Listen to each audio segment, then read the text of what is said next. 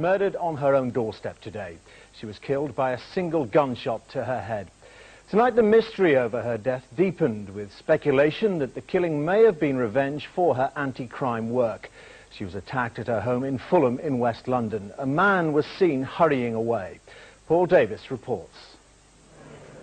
In Fulham this evening, police erected a screen around the doorstep where Jill Dando was murdered.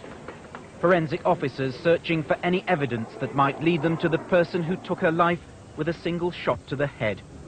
It's believed the murderer was waiting as the television presenter returned to the quiet street where she lived at around 11:30 this morning.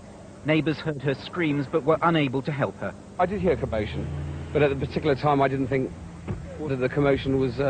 What did you hear? I heard the scream. Neighbours have told the police they saw a tall white man running away from the scene of the attack. At this early stage, is he your principal lead? He certainly is. I mean, he was a man who was very near to the crime scene and then ran away from the crime scene, so he is somebody we need to speak to urgently. As presenter of BBC's Crime Watch, Jill Dando helped the police catch many dozens of criminals. The manner of her death has led to speculation that this was an underworld revenge killing.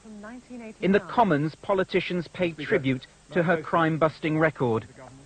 She had done a huge amount, personally, in the fight against crime by her role, not least in Crime Watch UK, and therefore this makes her death all the more poignant. Jill Dando's face appears on the front of the current Radio Times. Friends and colleagues at the BBC expressed their shock. Everybody knew Jill. Her public and her private personas were exactly the same. She really was a warm and lovable person. She had no side to her. She wasn't a prima donna. BBC journalists found themselves reporting on the death of a friend. It's rare that a reporter can say that a murder victim was the kind of woman who had no enemies. I can say that about Jill Dando. Tonight in Fulham, the screens still cover the house where Jill Dando lived and died.